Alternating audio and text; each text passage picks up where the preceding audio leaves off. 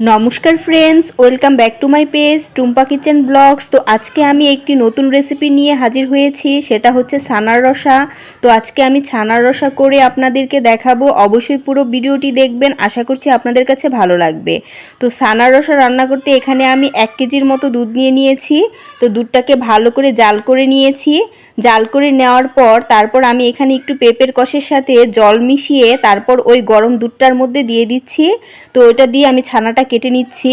আপনারা চাইলে ভিনেগার দিতে পারেন, তো আমার এখানে ভিনেগার ছিল না, সেজন্য আমি পেঁপের কষটা দিয়েছি। তো পেঁপের কষটা একটু পরিমাণ মতো দিবেন, না হলে ছানাটা কিন্তু তিতো হয়ে যাবে।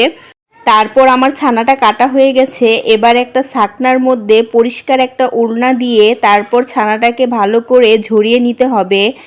একদম চিপে চিপে জলটা বের করে নিতে হবে, যাতে একটু পরিমাণও জল না থাকে। তো ছানাটা আমার করা হয়ে গেছে। এবার ছানাটাকে আমি টুকরো টুকরো করে দিয়ে তেলের মধ্যে একটু লাল লাল করে ভেজে নিচ্ছি। ছানাটাকে অবশ্যই ভেজে নেবেন। তারপর ভেজে নেওয়া হয়ে গেলে এবার আমি নামিয়ে নিচ্ছি, একটু লাল লাল করেই ভেজে নিয়েছি। তো ছানাটা আমার ভাজা হয়ে গেছে, এবার একটা থালের মধ্যে উঠিয়ে নিচ্ছি। তো ছানা ভাজা হওয়ার পর এবার টুকরো করে রাখা আলুগুলোকে আমি ওই তেলের মধ্যেই দিয়ে দিচ্ছি, দিয়ে তারপর একটু ভেজে নিচ্ছি। আলুগুলোকে কিন্তু আমি আগে থেকে একটু ভাপিয়ে নিয়েছিলাম।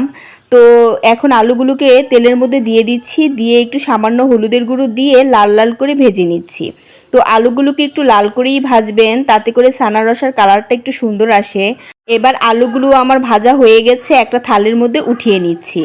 আলুগুলো আমার ভাজা হয়ে গেছে, এবার একটা থালের মধ্যে উঠিয়ে নিচ্ছি। এবার পরিমাণ মতো কড়াইতে তেল দিয়ে তারপর এলাচ দারুচিনি আর তেজপাতা দিয়ে সামান্য একটু জিরা ফোড়ন দিয়ে এর মধ্যে শুকনা মশলাগুলো দিয়ে দিচ্ছি। শুকনা মশলাগুলো হচ্ছে হলুদের গুঁড়ো, মরিচের গুঁড়ো আর জিরার গুঁড়ো দিয়ে পরিমাণ মতো জল দিয়ে মশলাটাকে ভালো করে কষিয়ে নিচ্ছি। মশলাটাকে ভালো মতো কষিয়ে নিতে হবে। তো পরিমাণ মতো একটু লবণও দিয়ে দিচ্ছি। তো মশলাটাকে ততক্ষণই কষাতে হবে যতক্ষণ পর্যন্ত মশলার গা থেকে তেল না উঠে আসে। তো আগে থেকে ভেজে রাখা আলু আর ছানাগুলোকে ওই মশলা কষানোর মধ্যে দিয়ে দিতে হবে, দিয়ে তারপর ভালো করে আর একটু কষিয়ে নিতে হবে। তো কষিয়ে নেওয়া হয়ে গেলে পরিমাণ মতো ঝোল দিয়ে দিতে হবে। পরিমাণ মতো ঝোল দিয়ে একটু ভালো করে নেড়ে নিতে হবে।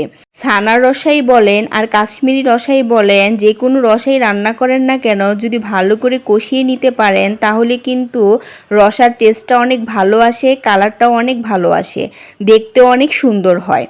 তো এবার আমার ঝোলটা মোটামুটি প্রায় ফুটে এসেছে। এই পর্যায়ে পরিমাণ মতো একটু চিনি দিয়ে দিয়েছি, একটু স্বাদের ভিন্নতা আসার জন্য। যে কোনো রসাতে চিনি ব্যবহার করলে স্বাদটা একটু দ্বিগুণ হয়ে যায়।